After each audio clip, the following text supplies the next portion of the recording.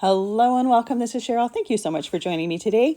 In this video, I'm sharing one stamp set, 3 interactive cards. I'm going to use this Smokin Hot Heroes stamp set from Pajama Crafter Stamps and create 3 interactive cards with it. I'll give an idea for a 4th in the middle of the video.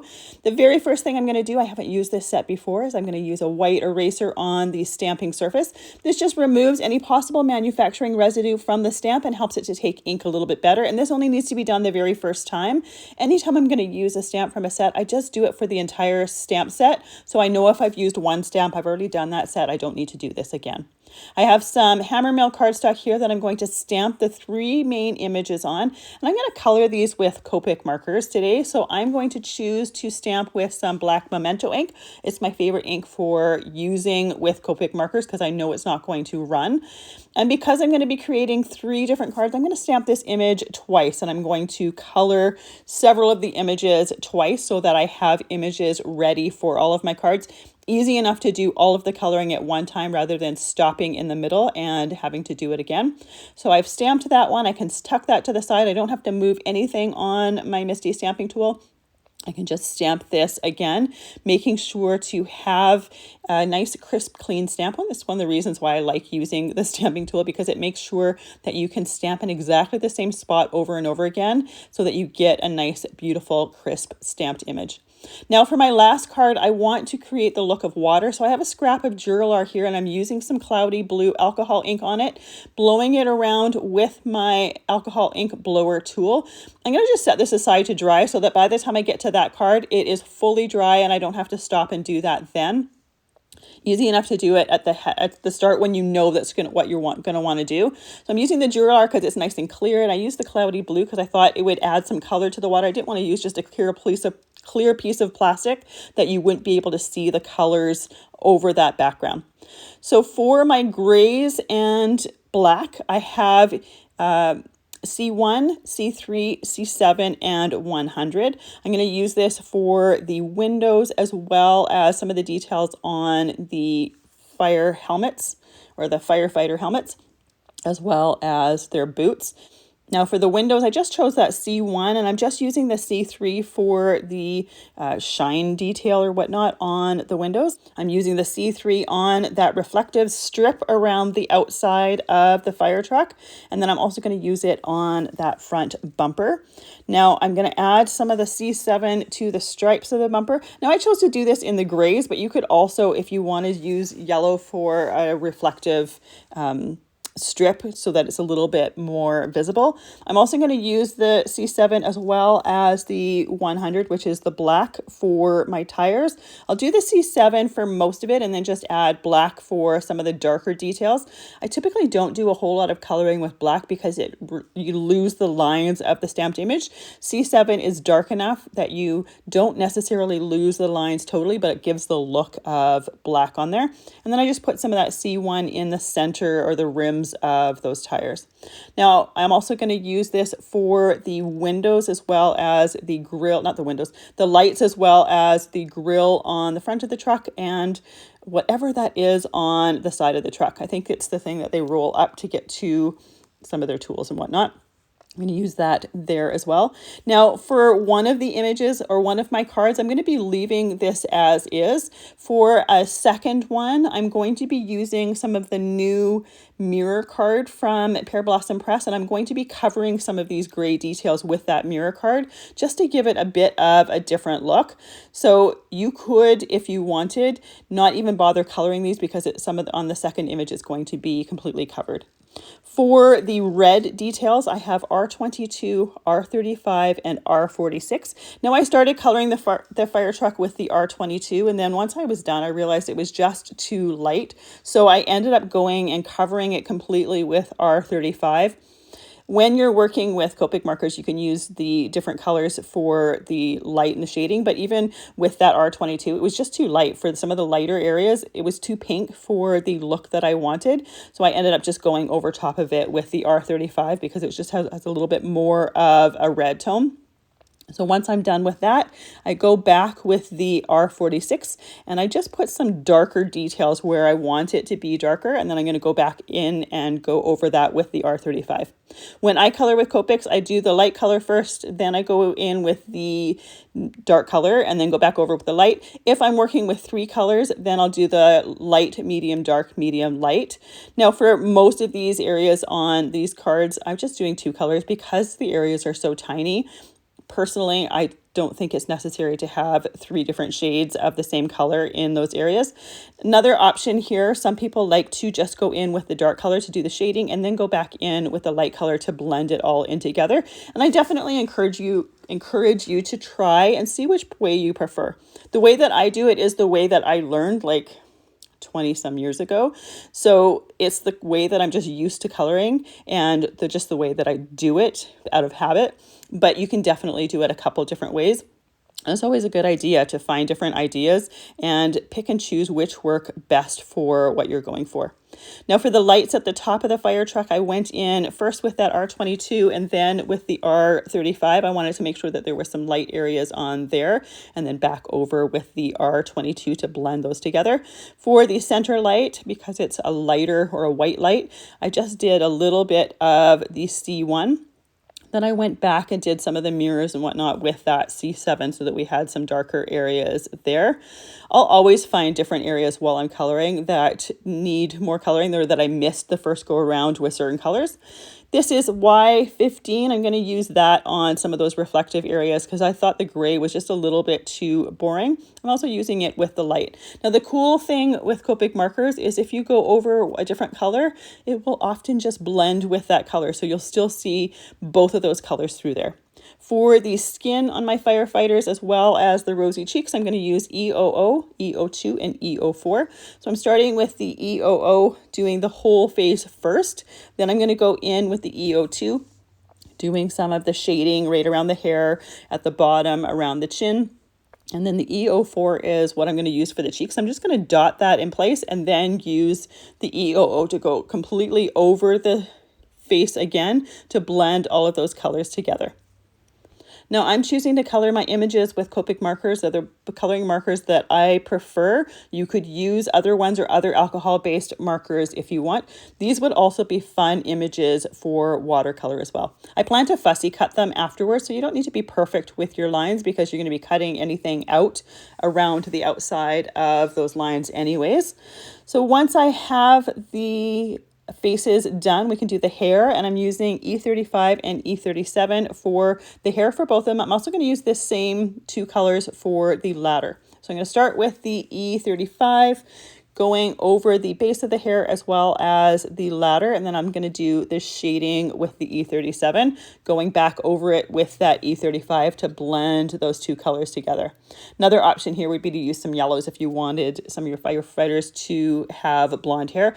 I chose the browns because I think it just shows up a little bit better, and I prefer the brunette hair with the red helmets. So once I'm done adding those shading marks, I can go back in and color over it with the E37 to blend those colors together. For the ladder, I'm just doing a line of the darker color towards the back of the ladder and on the bottom of each rung to give them a bit of a shadow.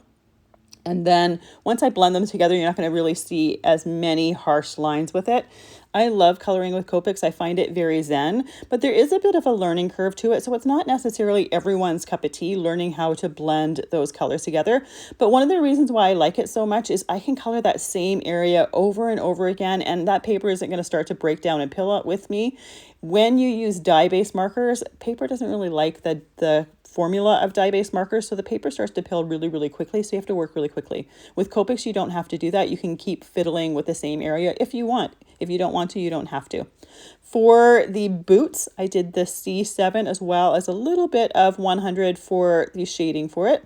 For the helmets, I'm going back in with the R35 and then adding some shading with the R46. Now, one of the things I'm going to do with the helmets is I'm going to add some glossy accents on them to give them some nice gloss as well as dimension. That's another reason why I like using alcohol-based markers, is because you can use different mediums over top of those alcohol-based markers, and they they're not going to run and blend and bleed. They're going to stay exactly where you colored them. So once I have that R46 in there, I can go back in with that 35 and blend those two colors together. Next, I'm going to color in the fire hose, and I'm going to use C7 as well as C3. So the C3 is going to be the lighter area. I accidentally grabbed C1, so when I first go to blend the two colors together, it doesn't blend quite as much. When you're picking Copic colors, especially when you're starting, you want to pick numbers that are 2 to 3 numbers apart. Any farther than that, you're going to have a hard time with the blending. Once you get to know those rules, then you can start breaking them. So you'll notice that with my R's, I have R22, 35, and 46. That's not 2 to 3 numbers apart. That's more like 12 or 13 numbers apart.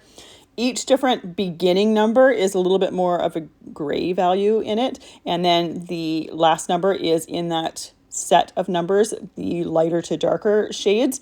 So once you get to know the number system, you can pick and choose ones out of that first rule. So for instance, with my grays, I have C1, C3, and C7. So they're 2 numbers apart between the C1 and C3, 4 numbers apart with the C3 and C7, but they still work together.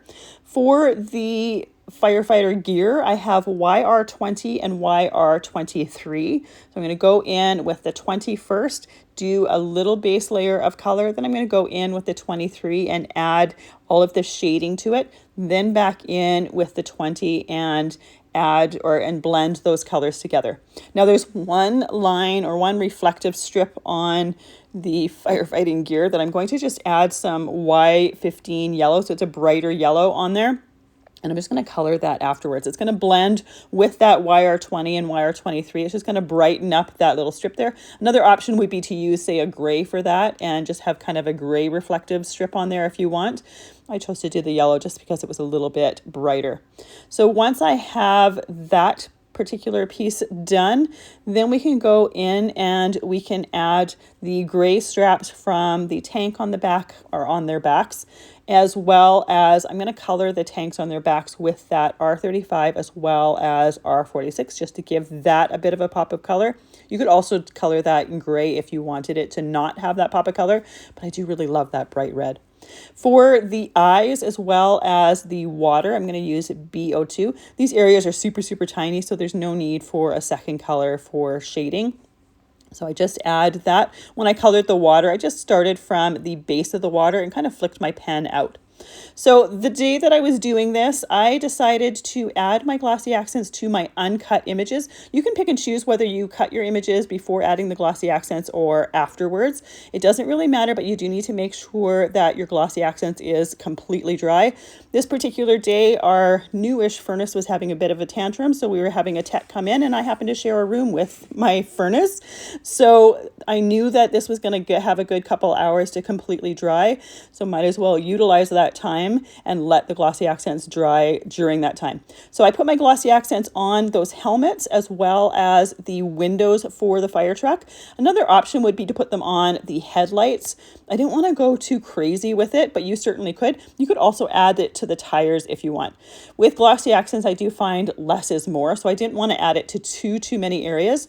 Once I had the glossy accents on there, I used a push pin just to clean it up a little bit, especially with those windows. The windows have nice sharp edges, but the glossy accents, because it's a liquid medium, it doesn't want to go in those sharp edges. So that push pin helps me to pull that glossy accents into those edges. And then there was a little kind of dried bit of glossy accents that was in one of those windows, so I just used my tweezers to pull that out before anything dried. Let that dry for a good couple hours, and then I'm using my detailed scissors to cut it out. And I'm cutting it out right on the outside of the black stamped line so that I have a nice image. You could also, if you want, add a halo around it, have a white halo around it. Some people like to do that with their images. I'll do it sometimes. It just really depends on the image, the look that I'm going for, the mood that I'm in. On this particular day, knowing that I was going to do interactive cards with these, I just wanted them cut right out against along the lines of that stamped image. So I love the gloss that glossy accents gives to those particular windows. I think it just adds that extra dimension, and it's just a fun feature. For my first card, I cut a mat from black cardstock that is 4 inches by 5¼ inches, and then a piece of Hammermill cardstock for my focal point on the front of the card that is 3¾ inches by 5 inches. Now I want my focal point to be my stamped and colored images, so I'm going to do some really light ink blending on my background for this first one here. I'm using some hickory smoke on the bottom and then some broken china distress on the top. I'm pretty much doing my color right around the outside edges. This is just so that we don't have a completely plain background. But again, the focal point are those colored and stamped and cut out images. So I don't think the background needs to be super, super detailed. I have a die set here from Trinity Stamps called Slide and Spin, and I'm going to use one of them. What I want for this card is to have my fire truck kind of pulling up to the firefighter. So there's a curved die in here that I thought would be fun to use with it. I am using some Best Ever Craft tape to tape that in place to make sure my die doesn't move on me. Last second, I decided to adjust the way that die was on that cardstock. Then I am cutting it out, but I want to keep that piece in the die because I want to glue it to the background of my card. My fire truck is big enough that you don't really see that in the background, but I didn't want to have the black cardstock showing. I'm using 2 snap and spins for this. I want to make sure that my truck slides in that channel, but I don't want it to spin. If I use 1, it's going to spin in there. If I use 2, it's going to have more control and it's going to slide in that channel. So as I'm working with this, you'll notice that I test it really, really often. If something is going to go wrong, I want to know as soon as it has gone wrong so I can fix it right away. So as soon as I have those snap and spins in there, I use some sticky spots on top of them. This is going to be to glue my fire truck to those snap and spins. Some of the sticky spots are a little bit bigger, so I do like to fold them over to make sure that they're just within that plastic top of the snap and spin. So we put our fire truck on there. You can see that it moves perfectly. Now I'm going to add my firefighter with the ladder on the back. The inside parts of the ladder I hadn't colored because I wasn't sure how I was going to do the background when I was coloring them.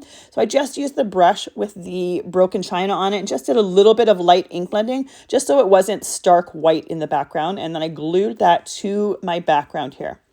So now we have our interactive element on the card front as well as our firefighter with the ladder.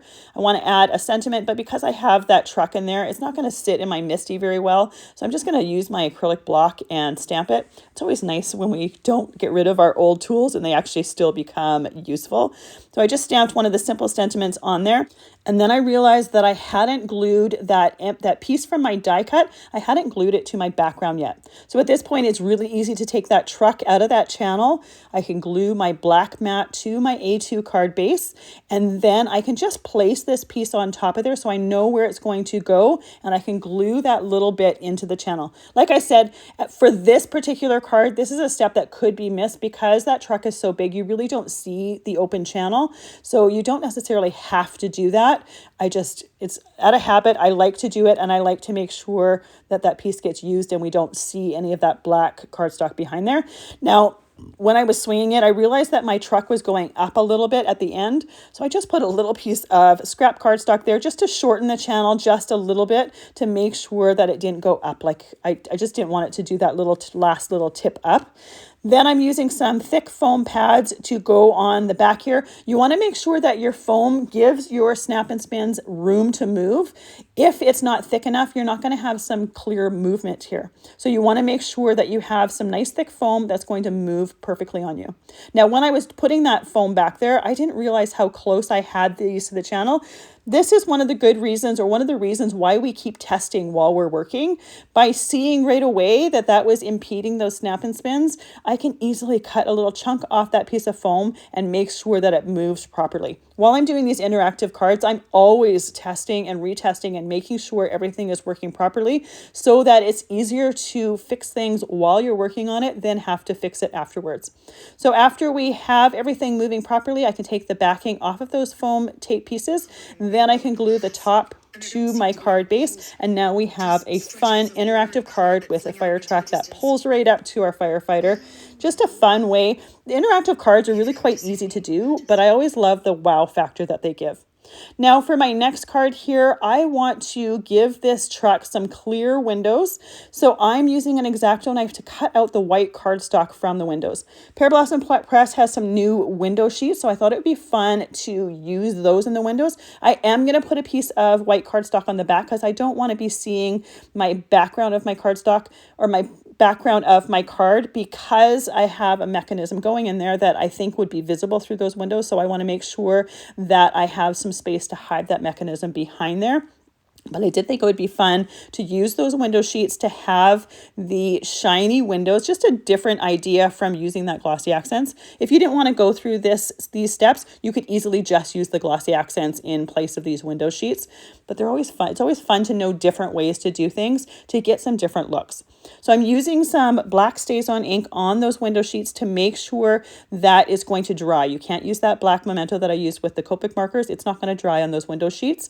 You need to make sure it's something that's going to dry on non-porous surfaces. Then I'm going to use the new mirror sheets, and I'm going to stamp the fire truck on there as well, and then let both of those completely dry. We want to make sure that StazOn is dry before we start cutting things out.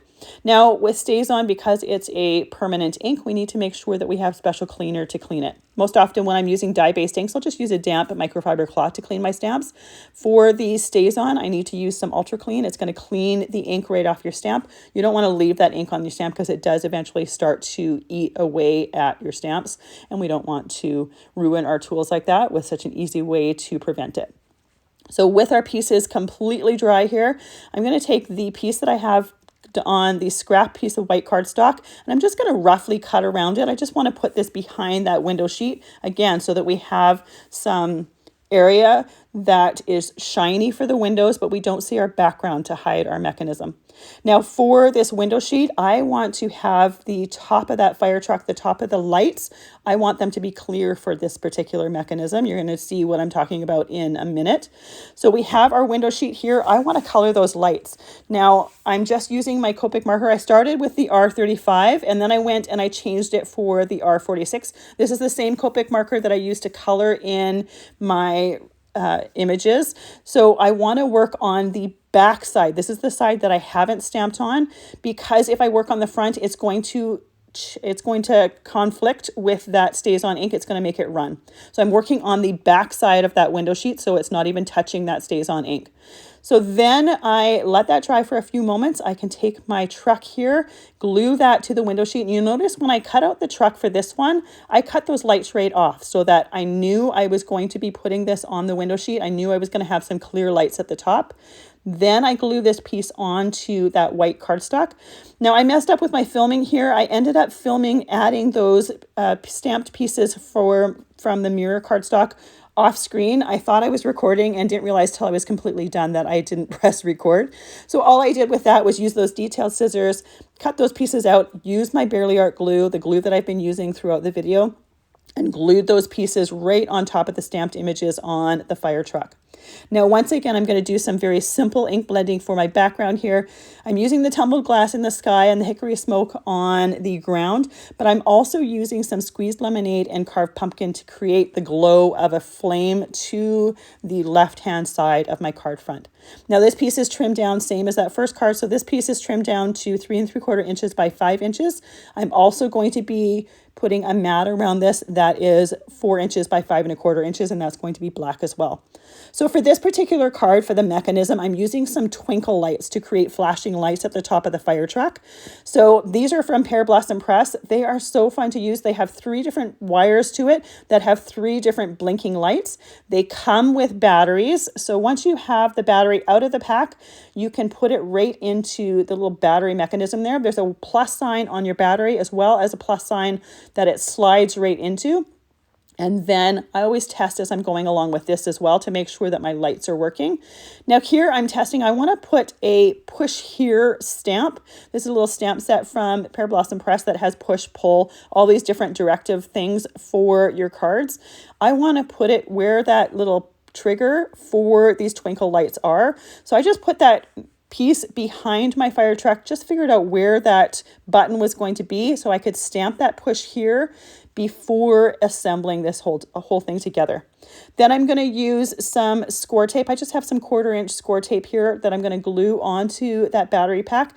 Now, often when I use lights, I will do them behind the rectangle piece on the front of my card. For this one, I'm just doing it behind the fire truck. It works out that the battery pack is small enough and I can move the wires to my lights so that, or right behind that whole piece there, so I don't need to have a piece that's bigger.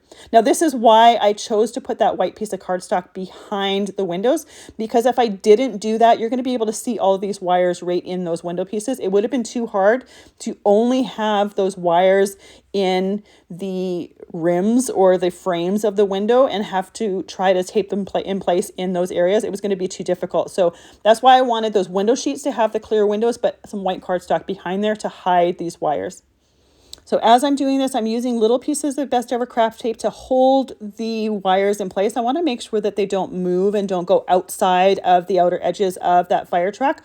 I want to make sure that those lights stay exactly where I want behind the lights on the top of the truck. And here is the final result. Now, one thing that I didn't do here that you could do is on 2 of the lights, the ones that are going behind the red lights, you could have, or I could have taken a red alcohol ink and just put a couple drops of the red alcohol ink on 2 of those lights so that they would be a little bit more red. I didn't think it was necessary. I already had the covers in with red Copic marker, so I didn't think it was totally necessary, but if it's not red enough for you, that is another option. Now I can take my foam tape, cut it into smaller pieces and put it behind my truck.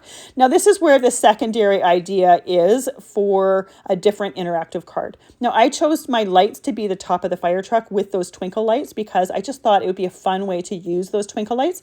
Another option would be to cut out the headlights and use easy lights for the headlights in the front, and then you would have a button trigger to just light up the headlights. But because of the way the twinkle lights light up, I thought it would be fun and unique for the lights on the top of the fire truck. So once again, I'm going to stamp one of the sentiments. This time I'm doing it before adding the fire truck, and the rest I know exactly where I want them to go and I can wait till the end to put them there. So I stamped my sentiment towards the top and I'm ready to start putting this on an A2 card base. So I have my black mat here, glue that flat to the card base, and then I'm going to glue my lightly ink blended piece, making sure that I have the fire to the left side of my front here. Then I'm ready to start gluing my figures on. So I'm going to glue the fire truck to the right side of it, and then I'm going to glue my little figure here with the fire hose to the left side of it. But I want to make sure that that hose goes behind the truck. I want to make it look like it is attached to the truck. Once I have that down, I can take my tape backing off of my foam pads behind my fire truck here, and I can add that to the front of the card. And you can see that before I was once again checking to make sure that those lights were working, everything was in working order. And here is our second interactive card. We've got our Smokin Hot Hero with the fire truck that has lights that light up at the top. I think that's absolutely adorable. I love the way those twinkle lights work with that fire truck. Next, we're going to use this figure here, and we're going to have her spraying water on fire. So this is where I'm using that piece of Dura-Lar that I used that cloudy blue alcohol ink on for at the beginning of the video. I'm just going freehand cutting a piece that looks like water shooting from that fire hose. I'm going to use my Barely Art glue to glue that to the fire hose and then set that aside to dry. Now for this card here, I have some dies that are from the new Campfire collection from Spellbinders. So I'm going to use those to create some flames for my fire. The Smokin Hot Heroes stamp set has a line of flames, but it's not big enough for the look that I was going for. So I'm using some colored vellum here, and I'm adding some Sukwang tape to the back of it. Basically, I'm creating vellum stickers. Everyone has a hard time with vellum and gluing it in place because it's transparent adhesive show. So by using the score tape on the backing and making sure that this whole thing is a vellum sticker, we don't see any of the adhesive. So I have some gold vellum here that I'm using as well as orange vellum. I'm going to cut each one of those out a couple times to create some flames for the front of my card. I'm not going to be using all of the vellum with the tape on it. I'm going to be saving it for the rest of it for future projects.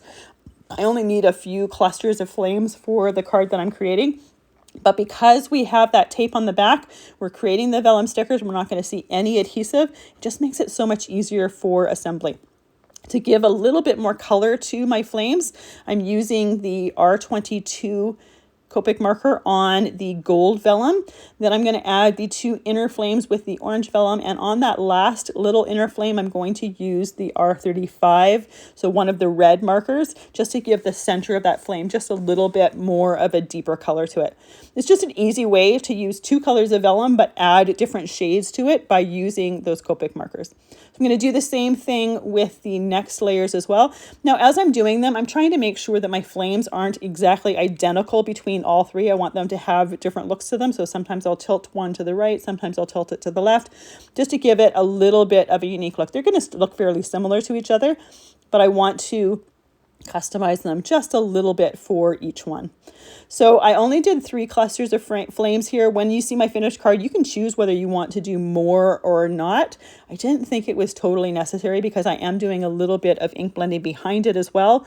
And I wanted my interactive element to be a little bit more noticeable than a huge cluster of flames. So doing this last one here, and then we are ready to start assembling our mechanism for the flames. So for this particular one, I'm using the straight bar from that slide and spin die set from Chinridee Stamps, as well as one of the circle dies. Then I'm using a circle die from the Like to Move It die set. These are 2 different sized circles, and we need 2 different sized circles. Now, I use the long straight bar from the slide and spin set. There is a smaller one, and once I was done, I realized that I could have used the smaller one. This one is a little bit too long, but I don't realize it until I'm nearly done my card. For these small circles, I die cut them 6 times to layer them on top of each other for the mechanism for my water. What I'm wanting to do here is I'm wanting to make it look like she's moving that water hose on the flame. So we're creating a mechanism that is going to be able to move that water hose. So I'm layering these on top of each other. I'm using a new tool set from Spellbinders. This one has a wax tip on it, and that set comes with the extra pieces or replacement pieces for that wax tip as well. So here's the finished mechanism piece layered all together with those dots. Now, I could probably have done less dots, but I wanted to make sure I had enough space and enough movement with them. I wanted to make sure that I could easily move my water hose. So I wasn't sure if I was going to do a horizontal card or a vertical card. The final result is a vertical card. That way we have that space for it. So I have another piece of white Hammermill here. This one, just like the last 2, is trimmed to 3 3/4 inches by 5 inches. And once again, I'm going to be doing a black mat around it that is cut to 4 inches by 5 1/4 inches. Using a little bit of that broken china distress on the sky part. Then I'm using the hickory smoke on the ground, the pavement. Then I'm going to be using the squeeze lemonade as well as the carved pumpkin for where my fire is going to be and where my vellum flames are going to be. This is just going to give that glow to it, and I like the look of it with that glow behind it. You could just use the die cuts if you wanted, but I do think that the glow really adds some interest to it. So now that I have my base done, I can kind of get an idea where exactly I want my hose cut off. So I cut off the end of the hose as well as her hand that is on it. I kept that on the hose so it looks like she's holding it. Then I can glue or put my vellum stickers, my flame stickers on my background here, making sure you see that glow from around there. So these are going to go a little bit off that card. I'm going to cut those pieces off and I'm just going to reuse them, adding them to the bottom of the stack of flames so that those pieces get used. You could cut them off and just leave them off if you want. I decided to just cut or add them to the bottom just to finish the whole piece off there. But in all honesty, I don't think it really matters if you do or you don't. So with our flames on the card, we can add our sentiment. Once again, pulling out our Misti stamping tool in order to place that sentiment so we can stamp it a couple times, make sure we have a nice crisp sentiment on there. I always love sets that have coordinating sentiment. So these ones are perfect to go with these cards. So adding that sentiment, I'm going to stamp it a couple times just to make sure that we have a nice, crisp, dark sentiment to it. Now, I opt to just stamp it with the black Memento ink. If you wanted to give more texture to the card, you could heat emboss it if you want. I don't think it's really necessary. Again, I'm trying to keep the figures, the firefighters, the fire trucks as the focal point. I think the sentiment is more of a secondary thing. So with that done, we're ready to place our mechanism, and we want to put a hole where we want that other mechanism that we created to pop up through to make sure to be able to move the water hose. So I added the larger die. This is the circle die from the Like to Move It die set, and we're going to put the straight piece with those dots that are stacked up through that hole, and then we're going to glue our water hose end to it. So I have the straight piece to the side going out straight. I want to be able to move it up or down. And here's also where you can see how long that straight piece is. It doesn't necessarily need to be that long. So I just use my detail scissors. I cut it shorter, and then I use those detail scissors to round it. So you could easily use the smaller of these straight oval pieces from this die set. So this is the mechanism piece that's going to be able to make it so that you can move the hose up and down. So once I have that hose in place, I can glue my firefighter right behind it. I want that hose piece to be in front. So I'm going to glue her right behind it. And I did make sure to position it so the hose looks like it's going off of the card, so it's not kind of floating in mid-air. Then I can glue my mat to the background of my card. Again, another A2 card base. These ended up all being horizontal cards. I tend to do vertical cards, but sometimes with dies, stamps, or different things, sometimes with the spacing, vertical card or horizontal cards work better. So I go and add foam pieces to the back of this. I want to make sure to leave some space around the outside of that mechanism so that I can move it up and down. Now in the end, I put a little foam piece, I tuck a little foam piece in there just to give it a little bit less movement. It ends up that I have a little bit more movement that I really want or need when I do it. The water, or when without it, the water kind of can spray or move to spray off of the card, and I don't really need or want or like that look. So I opt to add just a piece of foam tape in there to limit the movement just a little bit more. So once I have that glued to the front, this is where I realize I have a little bit too much movement than I need. I just take a tiny little foam piece and just tuck it into the side. I lift it up just a little bit and tuck it into the side. Again, this is something that knowing ahead of time, it's easier to do that, but I didn't realize I had more movement than I really needed, and it is a super easy fix just to limit that a little bit there. So once we have that done, we're almost done our card. The last thing here is I want to put a little bit of a directive on that tab so the recipient knows what to do. So I just took a fine tip marker and just put an arrow going up and down so that whoever it's given to knows that you can move it up and down there. So we have just a fun interactive card where you can direct where the firefighter is blowing that water or directing that water on the flame. I love those little vellum flames. I think they really add to it. You could leave them off and just have the ink blended piece, but I do think the die cuts really add to the detail. And then I love the look of that water being able to direct it up or down. Then we have our fire truck with the lights. Such a fun way to add an interactive element. And like I said, they're really quite easy to do. But I always think interactive cards give a fun wow factor to it. And then we have our very first card with the slider with our fire truck just sliding in and coming up to the firefighter. You can find all of the products I've used listed and linked down in the description box below. And if these are the type of tutorials that you love, please hit subscribe so you'll see them more often. Thank you so much for joining me today. I really appreciate all the time that you spend with me. I hope you have a fantastic day.